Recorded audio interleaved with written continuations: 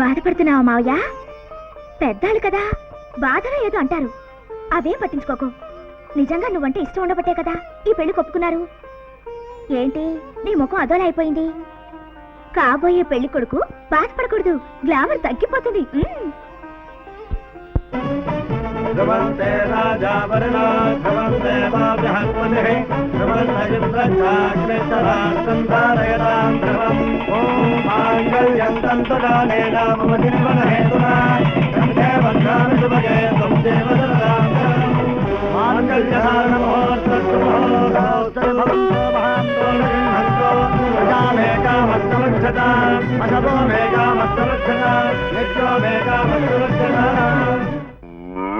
ఎవరికెవరు ఈ లోకంలో ఎవరికి ఎరుక, ఏ దారెటు పోతుందో ఎవరిని అడగక, ఏ దారెటు పోతుందో ఎవరిని అడగక. ఎక్స్క్యూజ్ మీ, ఎస్, ఈ దారెటు పోతుంది బాబు. నీ కళ్ళులో నా సొల్లు ఇప్పుడే కదరా పాటలో పరమార్థం వినిపించాను.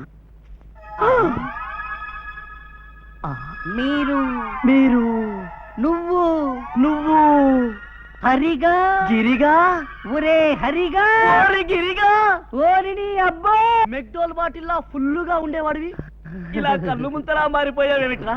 నేనొక పిల్లను నేనొక పిల్లను నేనొక పిల్లను మొత్తం అర్థమైపోయింది. నువ్వు ఒక పిల్లని ప్రేమించావు. అవును, ఆ పిల్ల నీకు లెగ్గిచ్చింది. Thank you.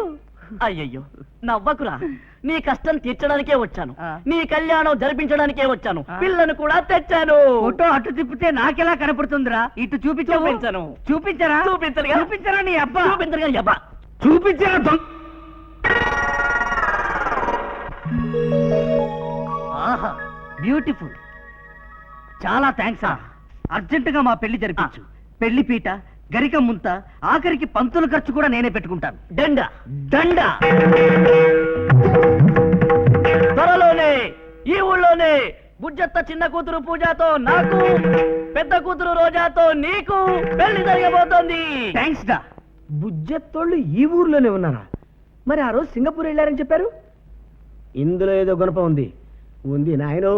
కొంచెం దూరంగా జరగండి, మా పిల్ల చీర నలిగిపోతుంది. మనం వదిలేస్తే మాత్రం లోపలికి వెళ్ళక చీర నలగకుండా ఉంటుందా?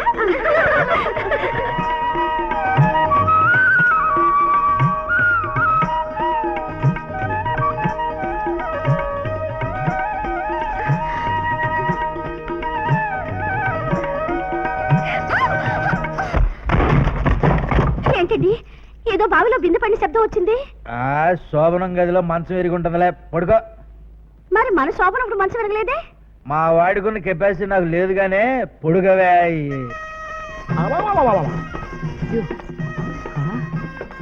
ఏంటి భయ్యా?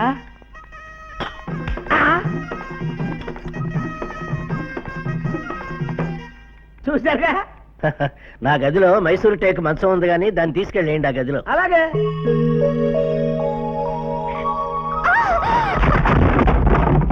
మైసూరు టేకు మంచం కూడా ఇరుగుంటది గానీ నువ్వు పడుకోవే. పాపం దెబ్బలు ఏమైనా తగిలాయేమోనండి. వెళ్ళి మందు రాసిరా. ఎక్కడికే? మందు రాయడానికి. ఓసి నీ పిచ్చిసి పడుకో.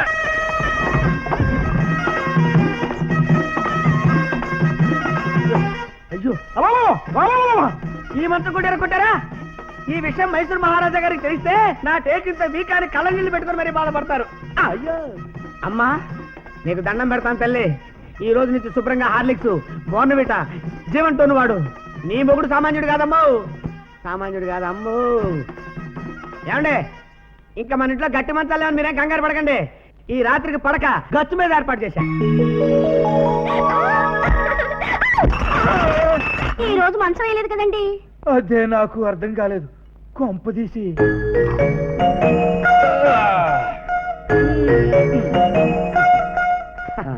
అయ్యా, ఫస్ట్ నైట్ మల్లెపూలను నలిపేవాళ్ళని చూశాను, గాజులు పగలగొట్టేవాళ్ళని చూశాను, మంచాలు ఎరగొట్టేవాళ్ళని కూడా చూశాను, కానీ ఈ టైప్ లో రాళ్ళని పగలగొట్టేవాళ్ళని మిమ్మల్ని చూశాను. బాబోయ్, మీరు సామాన్యులు కాదు.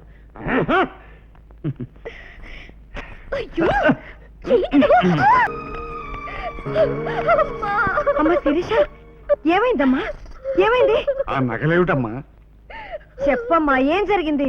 అమ్మా నన్ను ఇంట్లోంచి మెడపట్టి బయటికి గంటారు. Good morning. అనుకున్న ప్రకారం ఆస్తి మొత్తం మన పేరున ట్రాన్స్ఫర్ చేశారన్నమాట.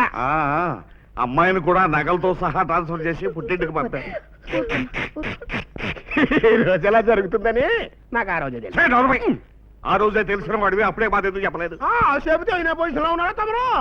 సంబంధం జరగొట్టే నన్ను ఎక్కడ జరుగుతారని అన్ని మోసుకొచ్చా. అయినా ఇప్పటికీ చెప్తున్నాడు, కుర్రాడు మాత్రం చాలా మంచోడు. నన్ను వెళ్ళగొట్టింది ఆయన. నీ భర్త? అవునమ్మా, ఇదిగో ఎదురు కట్నం. ఈ రోజు నుంచి నువ్వు నా పెళ్ళానివి కాదు, నేను నీ మొగుడిని కాదు పొమ్మన్నారు. వివరాలు కావాలంటే మీ అమ్మని రమ్మను చెప్తానన్నారమ్మా.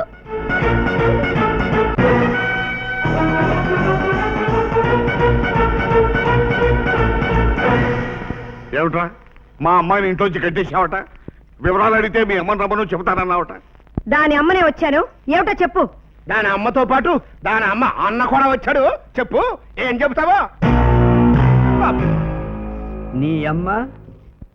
నీ అమ్మ కొంగుచాటు మొగుడు, నీ అమ్మ చెంచా అన్న కూడా వచ్చాక చెప్పకుండా ఎలా ఉంటాను?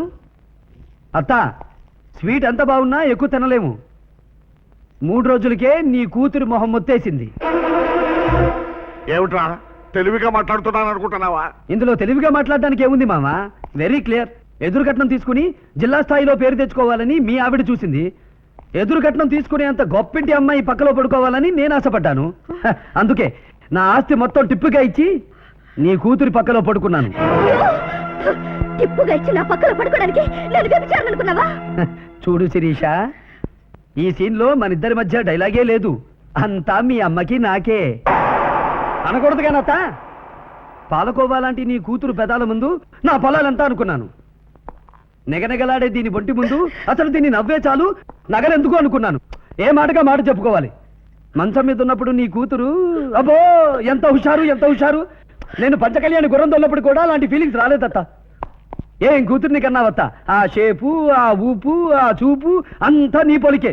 ఇప్పుడు అర్థమైంది మావయ్య నీకెందుకు ఎదురు చెప్పడం. నువ్వు ఊరుకోత. ఎందుకలా కోర్టులో బండ్రోతులో 3 సార్లు అరుస్తావు? శాంతం చెప్పని. ఏమిటా నువ్వు చెప్పేది? నా కూతురు నేర్పించని నువ్వు ఊరికే వదలను. ఊరికే ఎక్కడ వదిలేవే? సుబ్బిశెట్టి దగ్గర చింతామణి తోచినట్టు మా ఇల్లంతా తోచారు. 250 ఎకరాల మాగాణి నొక్కారు. 7 వారాల నగలు తొక్కారు. ఏంటి చెల్లమ్మా, ఇంకా నీకు అర్థం కాలేదా? ఏడెనకాల ఏదో బ్యాక్గ్రౌండ్ ఉంది, అందుకే ఇంత పెద్ద పెద్ద ప్లాన్ చేస్తున్నాడు. ఇంకేంటో డైలాగ్ రానొస్తున్నాం. ఎలా మొదలే? నా చెల్లమ్మ ఫ్యామిలీ కోసం ఎన్నో త్యాగాలు చేసిన బాడీరా ఇది. ఈసారి నీ కోసం, నీ ఫ్యామిలీ నాశనం కోసం ఇంకా పెద్ద ప్లాన్ చేస్తా. ఎలా మొదలే? రండి.